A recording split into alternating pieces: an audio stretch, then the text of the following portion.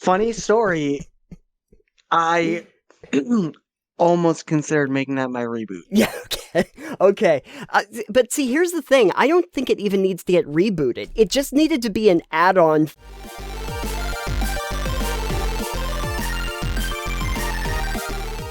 Annual tradition here on Total Pebble Knockdown is to kick off the year by doing a round of Save Berry Reboot. Alex, you excited about Save Berry Reboot 2023? I had to get reminded of what mine were for last year, so Yeah. And did you pick the same ones? I didn't anymore. Perfect. Good news. This is the third year that we have done Save Berry Reboot on this show. The idea is actually pretty straightforward. We pick a game that we think needs to be saved from the digital archive dumpster fire, if it ever comes to it.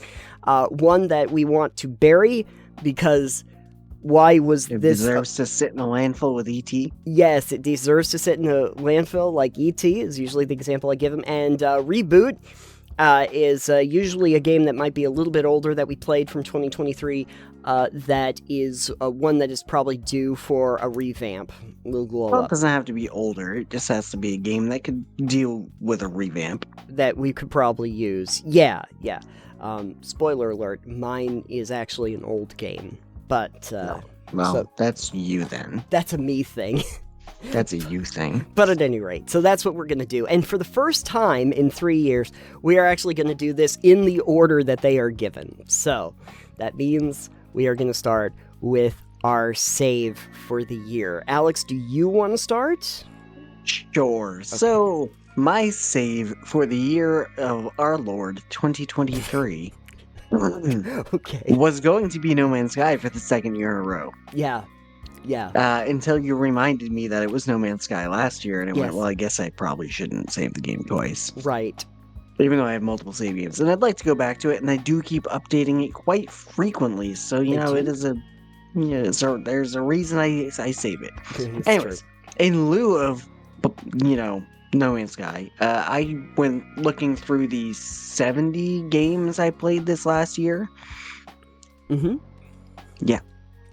Oh, yeah. Median Steam used. I looked, that's just on Steam.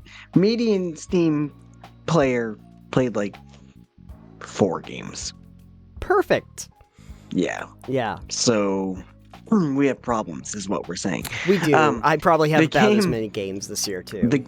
Did you not look at your Steam recap? I haven't looked at my Steam recap, but you have to remember that I also play most of my game library is on like GOG. Fair enough. Anyways, so the game I picked to save that I played this last year is going to be nobody's surprise here, probably, I guess, when I say Baldur's Gate 3. Perfect. Because yeah. I have not gotten nearly far enough. Because I have this problem with CRPGs of pacing. Yeah. Although I will tell you, having been playing Baldur's Gate 3 a bit myself, I think it is paced better than most CRPGs. It is. The issue is I still get bored after a while. I want to do something more action-oriented. Yes. And then forget to go back to the game for months. Yeah, this was that whole conversation people had about, like, Baldur's Gate 3 versus, like, Spider-Man 2, where people were like, but Spider-Man 2, you get to shoot your webs around the city. It's like, yeah, it's a different style of game. Yeah, and QuickTime events. Yeah, we're aware. QuickTime Thanks, events. Spider-Man. Shut the fuck up. Yeah. So yeah, my save is that, because I also cannot wait until, hopefully, they release some world building and campaign building tools. Yeah, and I would also like to see them possibly expand your character options to some of, like, maybe the Unearthed Arcana or the other races that you could play and stuff like that for character building. Definitely different, like, new backgrounds, new subclasses, archetypes, and that type of stuff, because I would love to build a Hexblade Warlock. Yeah, that was one thing that I I liked about the game, but I would have really liked to see fleshed out, is to have more options for your subclasses or your archetypes that, you know, I was used to from having played the game and built it. So there is that. I don't know. Can you play an Artificer? I don't think Artificer is a class. Or what was the other one? The one that Matt Mercer came up with was the Blood... the Blood Hunter? Blood Hunter, which is technically a real class. You can always get mods for it, but sure. I'd like to see it as official content.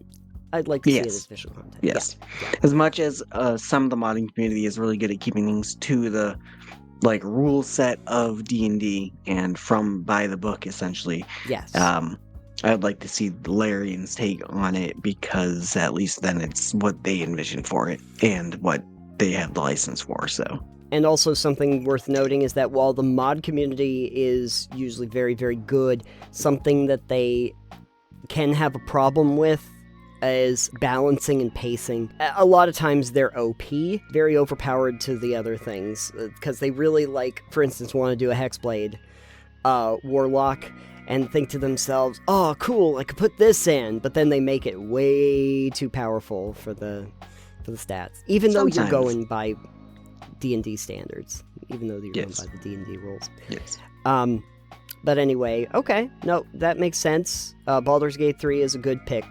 Congratulations, you came up with something that was not No Man's Sky. I picked a game for my save that wasn't really one that was on anybody's radar, which I feel like it makes it more likely that it gets forgotten.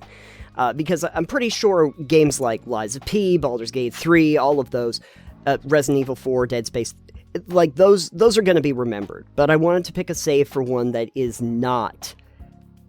that's probably going to get lost. Could go to the Dave the Diver. No, I'm pretty sure people will remember Dave the Diver for a little bit, and I didn't play it. I also didn't play it. No, okay. No, it's also probably to no one's surprise, it's War Tales. I'm going to save War Tales. Oh yeah, you did talk about that. Yeah, because no one else is talking about War Tales, and I feel like it is one of those that I have to pull back from the brink. But if you liked Baldur's Gate 3, chances are you're actually going to like War Tales, because it is also like a turn-based combat sort of thing, and almost CRPG-like, but much more XCOM sort of tactic-based combat when it comes to your team and going out into the field. And the thing that I really liked about War Tales that I don't see very much is that they just kind of give you the ability to build your little party at the beginning, and you're really no one in this world. You know, you come up with your backstory, but you're not really the heroes of the game. You're just an adventure party that's going out there to try and make a living and make a name for yourself. And then you expand this out, and it's not even so much about how many people you can have in your party.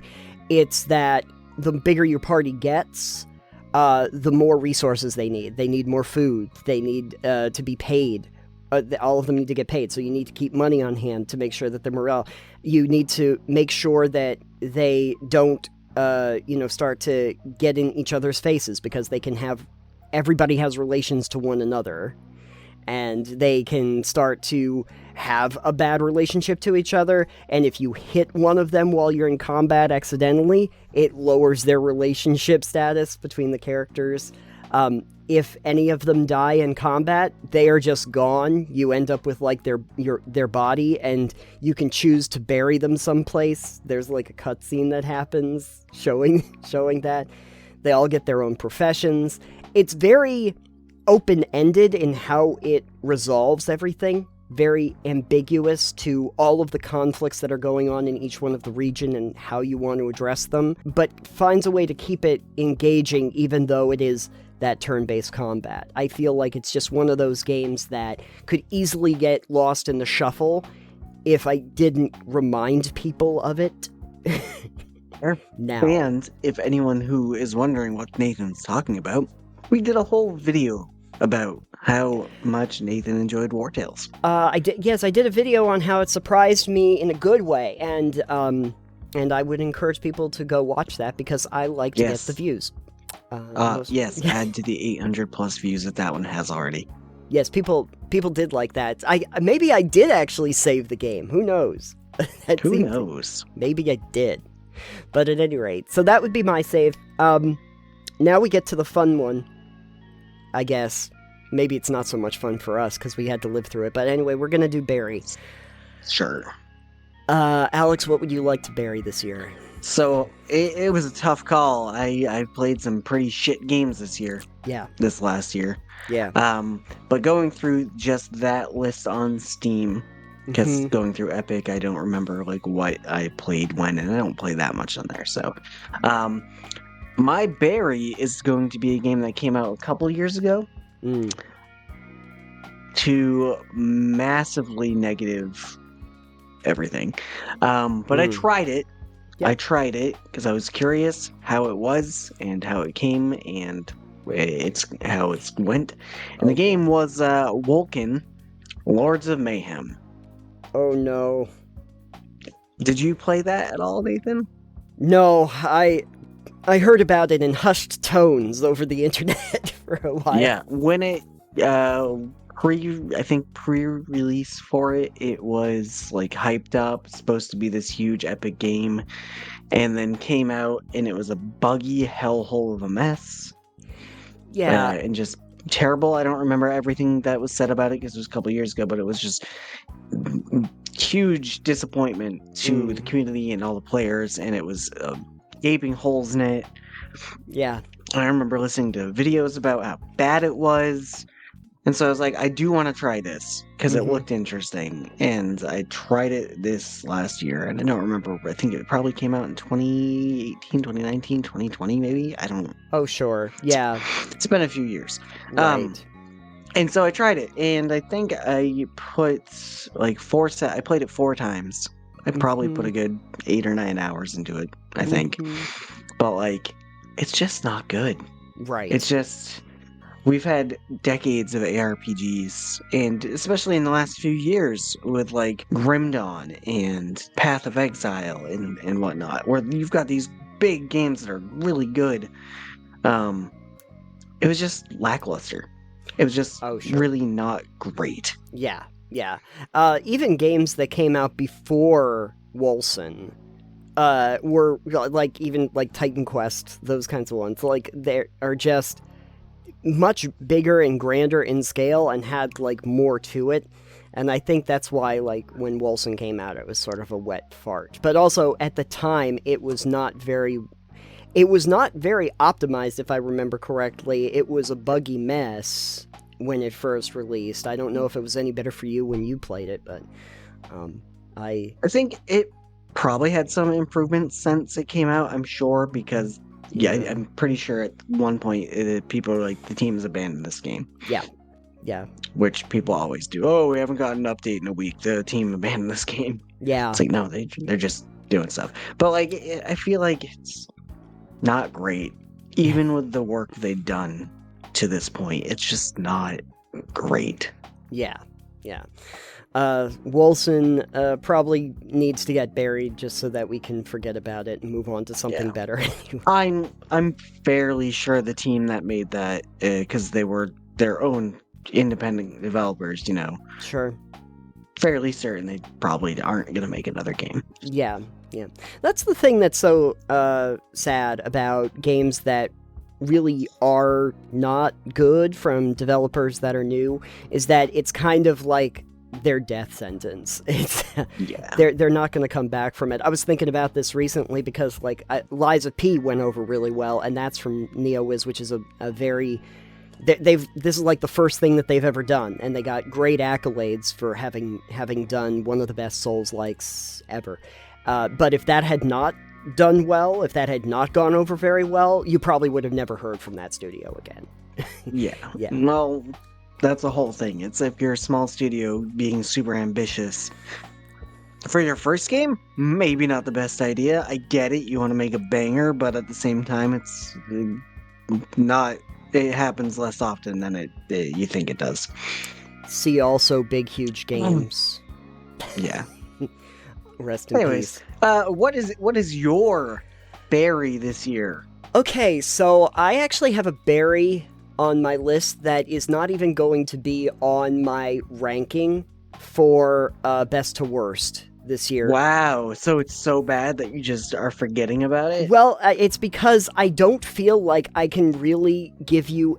because I don't think it should have been a game. Let me put it this way. I don't feel like it really qualifies. Anyway, it's The Angler, Call of the Wild. It's... Funny story.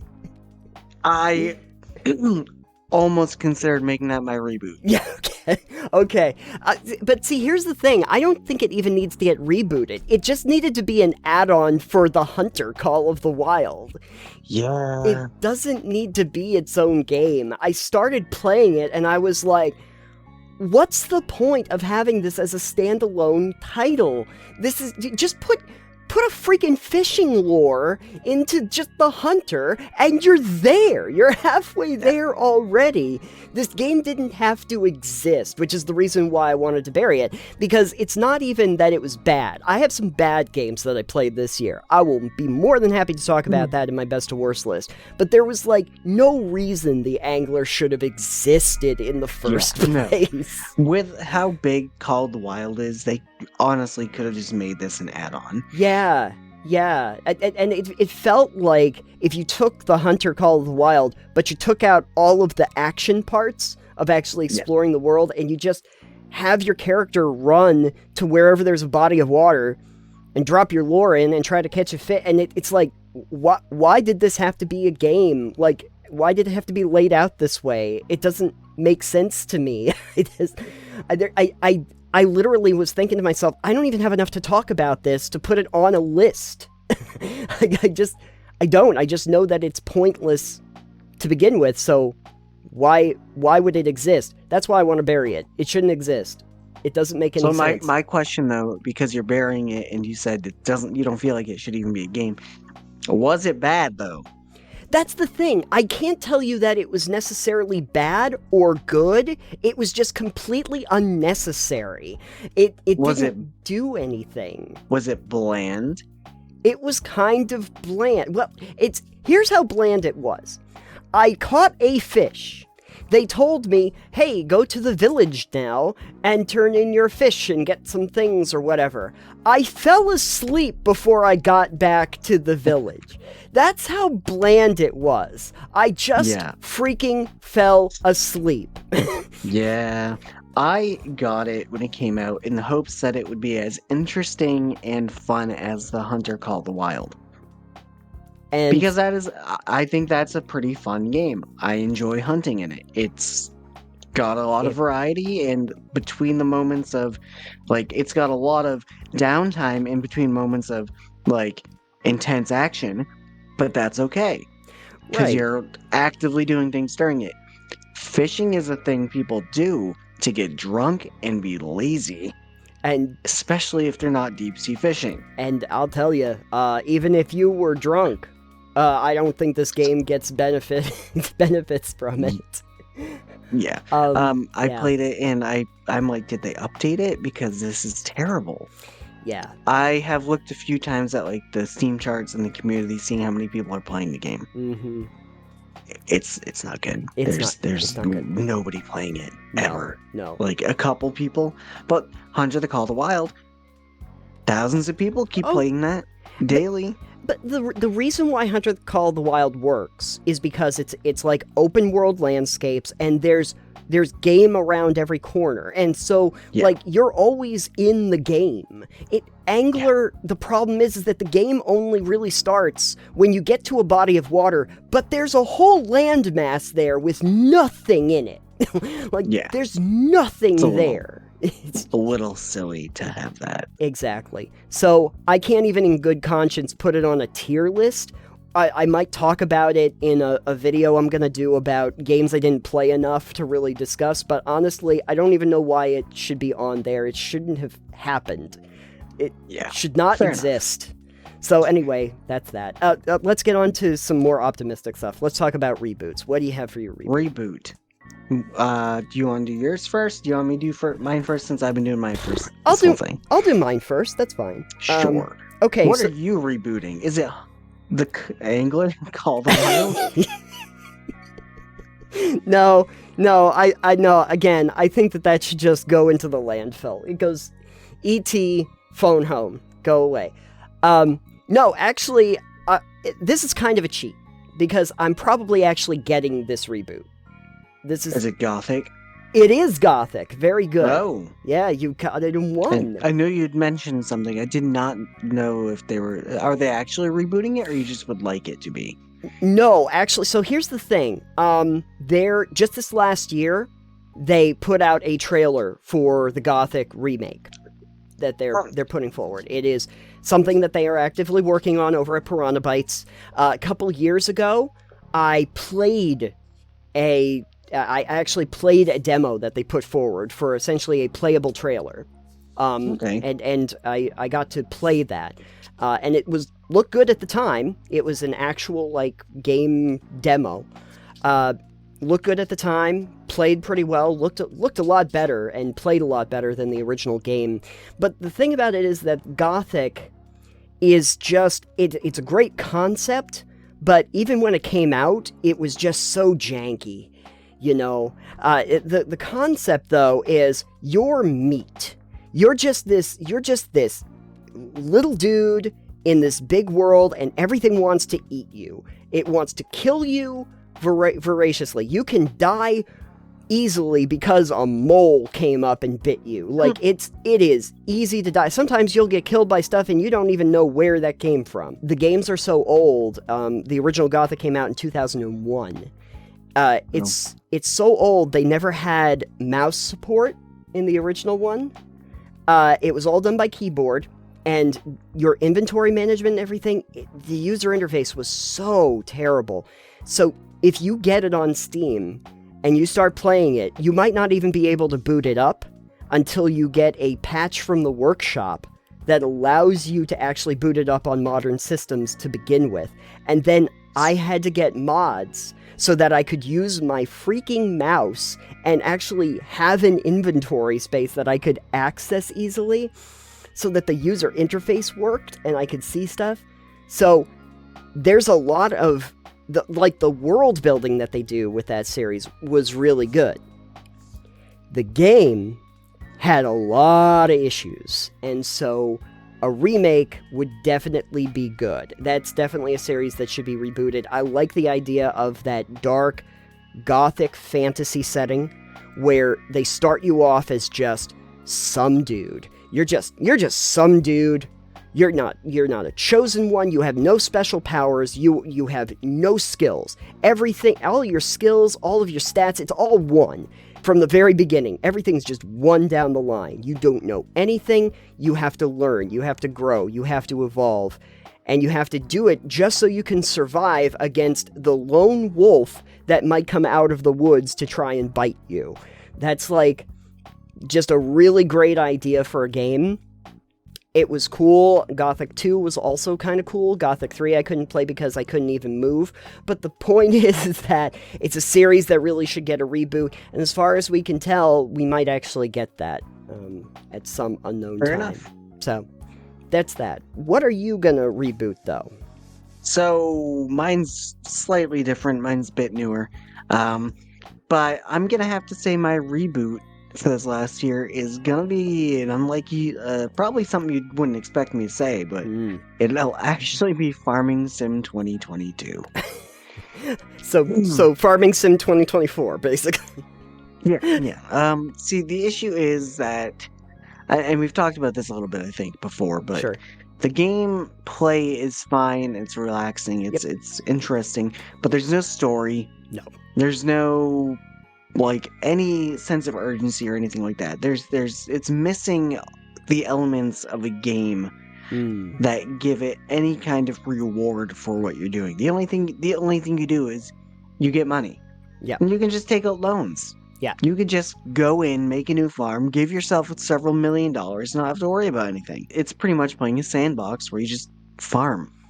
There's no consequences for anything. There's jobs you can take, but like, why? Yeah. That is the problem with the game.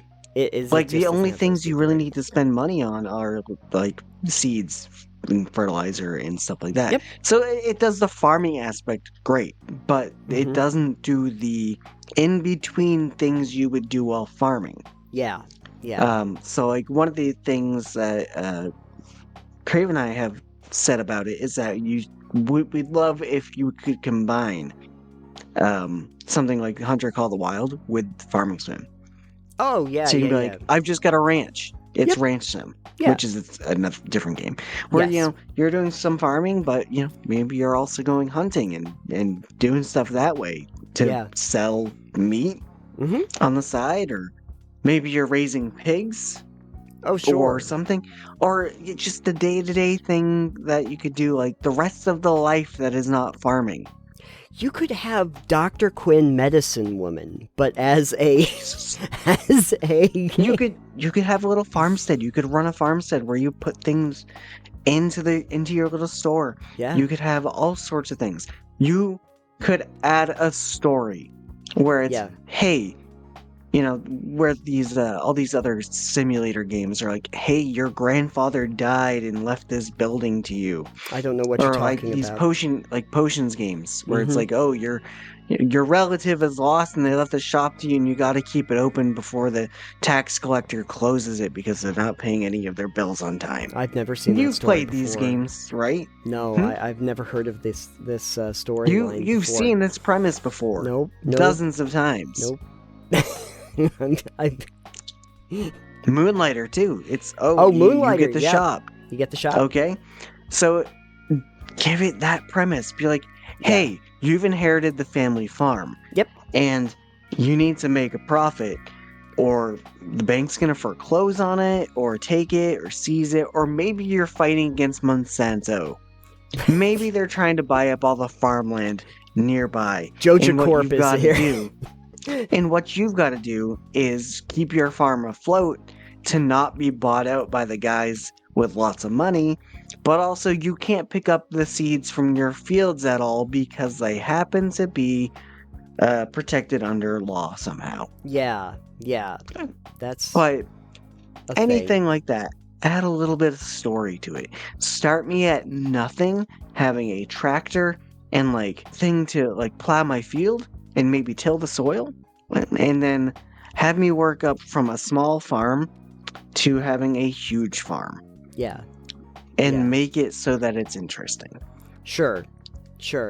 But don't give me the option at the beginning to just go, hey, you just want to take out a loan for $1 million? Because, you can. We'll just get all the best equipment, start from having a huge farm, and just hire people to take care of it. Yeah.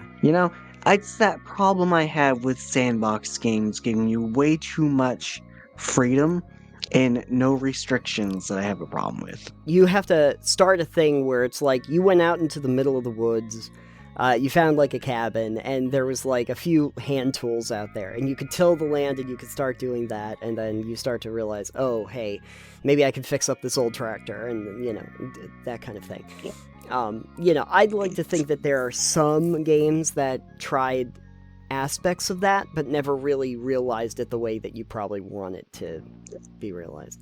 So. The closest thing to that kind of sandbox to me that I think has been made that I've played are actually by Frontier Developments. It's Planet Coaster, Planet Zoo, and Jurassic World Evolution. Mm-hmm. Where they go, hey, we've got a sandbox mode where you can have unlimited funds and all this stuff is unlimited. Or you can make it so that you still have to deal with money and still have running costs and all of the other things, but there's no, you're not playing the campaign, you're just playing, I want to build a park. Sure. And I want to actually still make it a challenge. Right. And I want that because I want to build my dinosaur theme park of my dreams in Jurassic World, but I don't want to do it with unlimited money. Right. Because then there's no challenge. Then it's just a creative tool. What you need is Little House on the Prairie, but do that as a game. Do that as a game. That would be fun. It would be fun if you did it in a period piece. That would kind of be neat too. So that's my reboot because I would like it to be better. That has been Save Berry Reboot for 2023. If you have any suggestions for what was your Save, Bury, and Reboot, let us know in the comments down below. Maybe they're the same as last year. We know that we almost picked ones that we did last year, so... Listen, I will save No Man's Sky until the end of the earth if they keep updating it. Absolutely. And you know what? You're not wrong. You're not wrong. But we're going to be getting Light No Fire at some point coming up here, so... Yeah. Actually looking That forward to should- that. That's going Yeah.